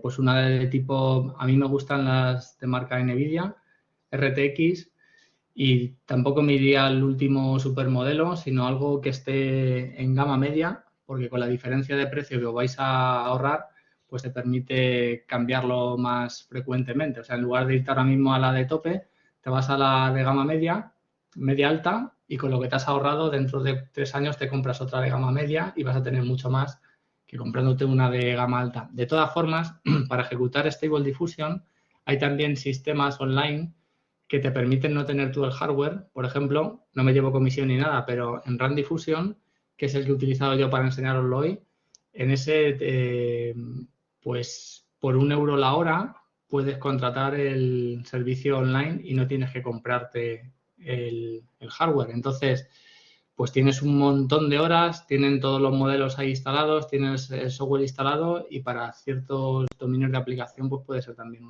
una opción. En lugar de comprarte la tarjeta, delegar y utilizar un servicio en la nube.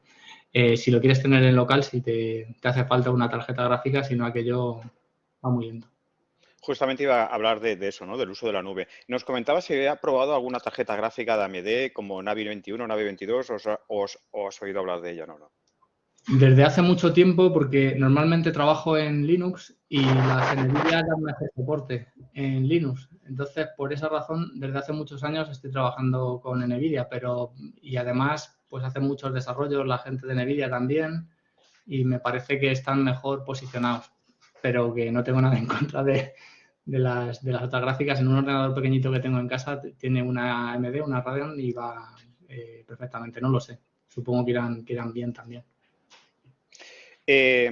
Verónica nos preguntaba si existe o se plantea algún tipo de herramienta para diferenciar la producción de cualquier material de arte, música, etcétera, por red neuronal o de un autor concreto. ¿Es posible esta diferenciación? ¿Existen herramientas que nos pueden... Claro, se parecen tanto al final que parece que el ojo humano no es capaz de detectarla? De un autor concreto, o sea que si puedes emular el estilo de un autor.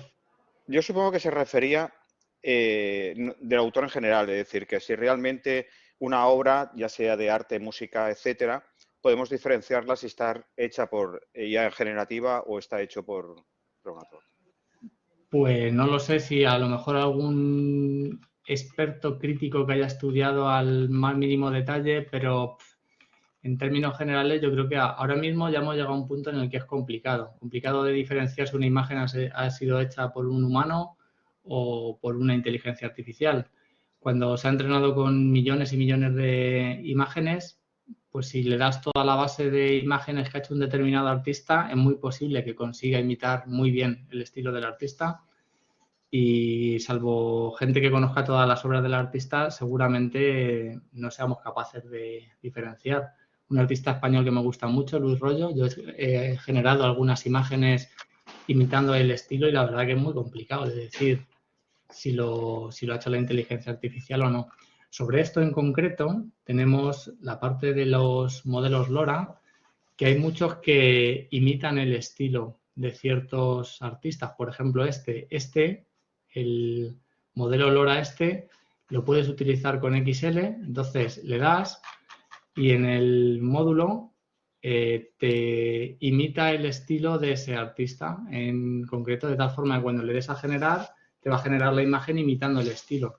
Estos modelos, como os he comentado, ocupan muy poquitos megas y se pueden tener un montón instalados, de tal forma que tienes el modelo general, modelo fundacional, y luego le instalas un estilo en concreto que sirva para imitar el estilo de ese artista y funcionan increíblemente bien. El estudio Ghibli, por ejemplo, pelis estas de anime, pues hay un montón de estilos hechos con LoRa y lo hacen muy, muy bien. Como veo que no bajamos de 60 participantes, yo sigo haciendo preguntas. José Manuel nos preguntaba que recientemente todos hemos escuchado en los medios de comunicación pues noticias sobre un tal software para anunciar a chicas en Extremadura, por ejemplo. ¿Sabes cómo afrontar la legislación ese tipo de herramientas? Es decir, ¿cómo estamos o no de protegidos a utilizar este tipo de herramientas? Pues es muy complicado. De hecho, el otro día me llamaron de la radio para preguntarme sobre mi opinión técnica al respecto. Lo que opino, claro, es una cuestión que es totalmente deleznable y es horrible que pasen esas cosas, pero no se puede hacer mucho. Desde el punto de vista técnico no se puede hacer mucho porque los modelos fundacionales están ahí, está Stable Diffusion y la capacidad de personalización y de entrenarlo con una adaptación muy pequeñita. Tú le metes imágenes pornográficas y el modelo es capaz de modificar esos pesos para generar ese tipo de imagen. Tú ahora mismo coges un modelo de estos y no te va a generar ese contenido, pero es relativamente fácil entrenarlo. Y una vez que es relativamente fácil entrenarlo, pues hay descerebrados que generan ese tipo de sistemas y que los ponen a disposición de la gente y ya está. ¿Habría que prohibir los cuchillos porque hay algún descerebrado que mata con cuchillos? Pues no. Pues igual con esto, o sea, se pueden usar para el bien o para el mal. Ese tipo de retoque se podía hacer también hace años con mucho esfuerzo y con paciencia con Photoshop, por ejemplo. ¿Qué pasa ahora? Pues que al democratizar esta tecnología te abre posibilidades que con 2 clics eres capaz de hacerlo. Pero no se pueden poner puertas al campo y, o sea, no se debe de parar la tecnología por el hecho de que ocurran ese tipo de cosas. De todas formas, con la legislación que tenemos ahora mismo, ya se puede perseguir eso, por el asunto de la difamación, de utilización de imágenes de menores, por un lado, sin el permiso de los propietarios de las imágenes, el asunto de la pornografía infantil. O sea, no creo que haya que cambiar la legislación tampoco para este caso en concreto de lo que ha ocurrido. Vamos, te voy a poner, ya sé que no eres, o tú has reconocido que no eres muy artista, pero preguntaban que cómo crees que afectará a los artistas, al mundo del arte, ahora y en el futuro este tipo de herramientas. ¿Crees que puede ser una herramienta útil para ellos o lo pueden ver como una... Pues a saber lo que pasará. La previsión a futuro es complicado siempre hacerla. Me queda muy claro que la inteligencia artificial no elimina trabajos, pero sí elimina tareas. Entonces, ciertas tareas asociadas a trabajos que antes podían llevar mucho tiempo, a lo mejor ahora llevan muchísimo menos tiempo o se cambia la forma en la que se hacen esas tareas. Eh, ¿Los artistas tendrán que aprender a utilizar estas herramientas? Pues supongo que muchos de ellos sí, todos los que se dediquen al ámbito digital. ¿Habrá una percepción diferente de qué es algo de calidad o por qué está la gente dispuesta a pagar dinero por algo? Pues probablemente sí. Y muy probablemente el valor de la molécula pues sea mucho mayor ahora. Por ejemplo, desde hace cientos de años tenemos fotografía, pero sin embargo todavía hay mucha gente que encarga óleos, retratos al óleo, a pesar de que la fotografía existe desde hace mucho tiempo. El que hace un retrato al óleo está dando su visión personal y está dando su trazo humano para generar ese óleo. El que hace retratos al óleo de gente seguramente le da igual. Esta tecnología, incluso es más, puede ser que la percepción de valor sobre su trabajo aumente. El que un cómic, por ejemplo, yo soy súper, leo muchísimo cómic, muchísima novela gráfica. El poder tener una página original de un autor, incluso un boceto de cómo ha planteado la construcción de una página, pues puede ser que esos elementos sean mucho más valiosos en un futuro.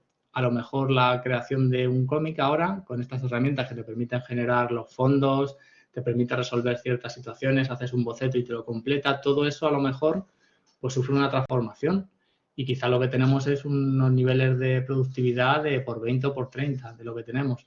Pero dudo que eso haga que las profesiones acaben, sino que lo que habrá será nuevos índices de productividad y otras formas de hacer los desarrollos gráficos, ¿no?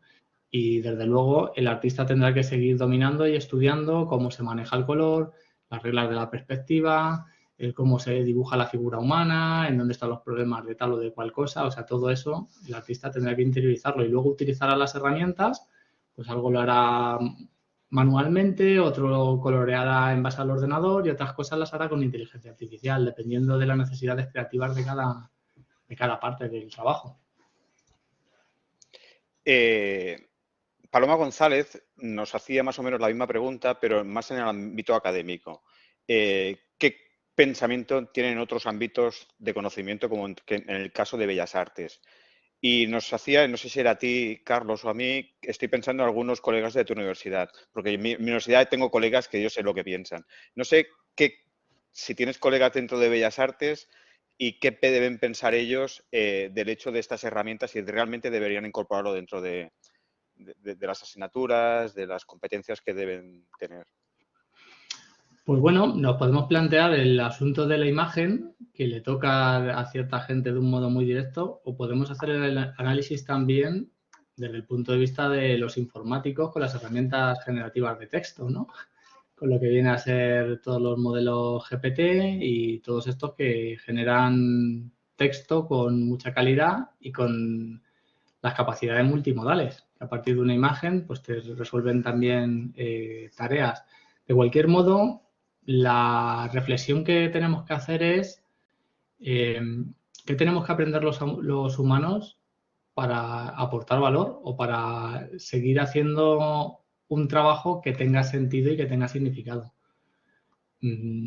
Si, si, si antes de que existieran los grandes buscadores, Google, por ejemplo, el memorizar datos podía tener valor o el saber cómo encontrar los datos tenía valor, luego vino Google y la gente iba a Google directamente a buscar el dato y parece que memorizar el dato ya no tiene valor. Ahora con estas inteligencias artificiales generativas de texto parece que vamos a tener la respuesta a cualquier problema ahí. Y entonces hay que ver la inteligencia humana en qué punto queda. ¿Cómo podemos aportar valor dentro de las diferentes dimensiones de la inteligencia? ¿Qué es lo que nosotros queremos fortalecer? Porque escaleras mecánicas existen desde hace un montón de años, pero sabemos que no es bueno para nuestras piernecitas desplazarnos en escaleras mecánicas siempre, o ir en coche a todos los sitios, o no hacer ejercicio físico. Entonces, el cerebro humano, las capacidades que tenemos como humanos, se van a atrofiar si empezamos a delegar todo en las inteligencias artificiales. Desde el punto de vista de un artista, pues no me cabe duda de que tendrán que saber las capacidades que tienen todas estas herramientas. Sin duda habrá que meterlas en los planes de estudio, pero con un peso, el que sea, desde luego tendrán que seguir estudiando todas las cosas que se estaban estudiando. Habrá que hacerles un huequecito, pero un huequecito. Y habrá que saber los últimos avances, en qué términos van para que puedan resolver ciertos problemas. Pero tienen que estudiar composición, tendrán que estudiar teoría de color, tendrán que estudiar anatomía, tendrán que estudiar reflexión de luces y sombras y todas esas cosas. O sea, no puede ser que ahora ya, como tienes esto que lo hace, no vamos a aprender absolutamente nada. Además, la gente no piensa en vacío y no crea en vacío. Si tú tienes un...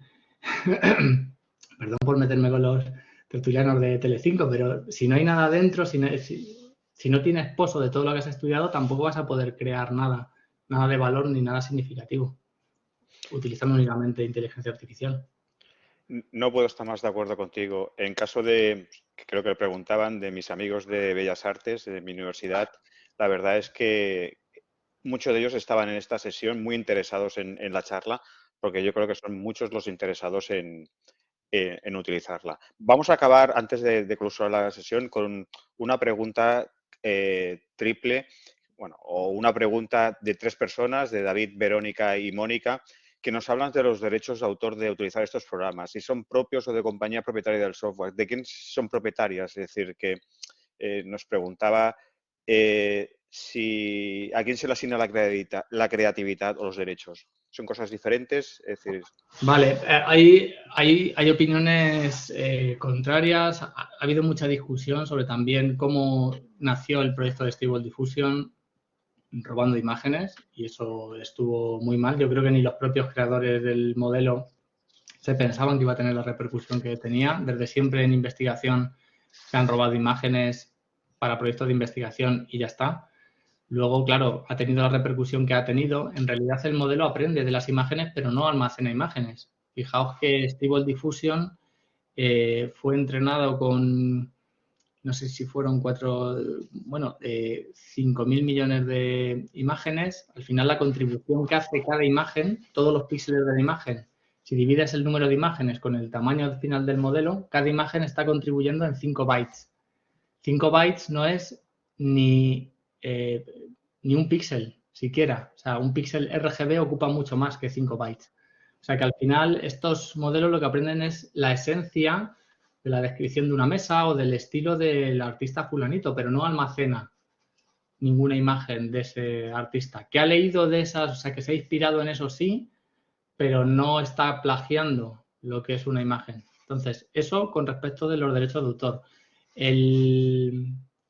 DALL-E 3 y Stable Diffusion XL creo que ya incorporaban la opción de que el artista puede decir no quiero que mis imágenes formen parte del banco de entrenamiento, que también no les sus narices. O sea, tienen que decir que no quiero. En lugar de preguntarle primero quiero y entonces das permiso, no, tienes que decir que eres tú el que no quieres. Pero bueno, ese es otro tema. Con respecto de la creación, todos los nuevos modelos ya dicen que la creación es directamente, o sea, el copyright lo tiene el usuario de la herramienta, porque al fin de cuentas es una herramienta que tú le dices qué es lo que quieres generar y con todos estos sistemas de control, el ControlNet y todos estos, el image to image y tal, tú vas guiando el proceso de creación. Entonces, al guiar ese proceso de creación, para mí es igual que si dices, bueno, estoy usando Photoshop, le aplico el filtro de no sé qué, le doy a la herramienta de rellenado y aquello lo hace, no tengo que ir yo píxel por píxel. Ese que no vas tú píxel por píxel es una construcción de más alto nivel que te facilita el trabajo. ¿Quiere decir eso que no eres tú el autor? O cuando usas una herramienta de 3D, cuando pones los objetos en la escena, le das a render y aquello te hace un ray tracing y te genera la imagen con sus luces y sus sombras y tal. El proceso de generación de la imagen no lo has hecho tú. Lo ha hecho un algoritmo que en base a lo que tú le has dicho te ha construido la imagen. Entonces, para mí está claro que eres tú el que está guiando el proceso de creación. Si tú no le pones el prompt ni le pones todas las instrucciones correctas, no vas a llegar a esa imagen. Eso se va a quedar muy claro y todos los nuevos modelos ya van diciendo que las imágenes pertenecen al usuario que ha utilizado el sistema. Por tanto, había discusión hace un tiempo, pero a partir de ahora, en el propio anuncio del DALL-E 3, te dice que el usuario es el propietario de las imágenes y ya está. O sea, que eso va a quedar muy claro en los nuevos sistemas. Pues si te parece bien, vamos a cerrar este webinar. Impresionante porque haber pasado 38 minutos y conservar 50 participantes es increíble. Solo dejarte algunas palabras que he podido recopilar de los que iban dejando. Impresionante, brillante exposición, súper interesante. Me quedo también con muchas gracias, Carlos, por aportar tanta luz sobre el campo tan abierto y, a mi juicio, todavía tan complejo. Algunos esperando con ansias el vídeo.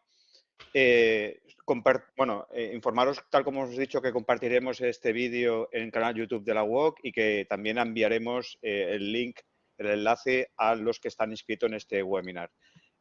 Acabar, Carlos, dándote muchísimas gracias. De verdad que cada vez que veo tus presentaciones me quedo boca abierto y aprendo muchísimo. Te dejo la última palabra para que puedas despedirte.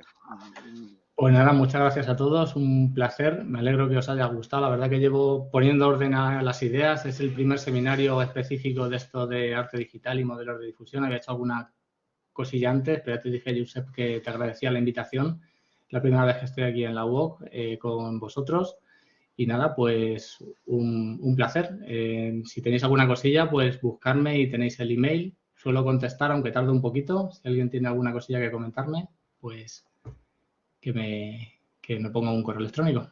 Muchas gracias. Bueno, gracias a ti. Carlos, ¿has hecho tú la presentación o ha sido la IA generativa que la ha hecho? Las imágenes, muchas de ellas sí ha sido IA generativa, pero el guión y todo el resto de cosillas lo he hecho yo. Pero sí que para las imágenes, las de cambio de sección están todas hechas con IA generativa. Muy bien, muy bien. Ahora ya podemos ir cerrando, es decir, estamos charlando ya fuera de presentación. Yo, si no había preguntas, había formulado a ChatGPT una serie de preguntas. Le había dicho, ¿me puedes formular unas preguntas para un experto en IA generativa de imágenes y tal? Y era impresionante las preguntas que tenía preparadas para hacerte. Es decir, que la verdad es que no se me ocurría mejor manera de hacerte preguntas. Sí. Bueno, Bueno, pues pues nada. cerramos la sesión y gracias a todos. Un placer, seguimos. Un abrazo, Josep. Seguimos. Adiós, Carlos. Y Hasta adiós a todos. luego. Adiós, adiós. Gracias por vuestra asistencia a todos.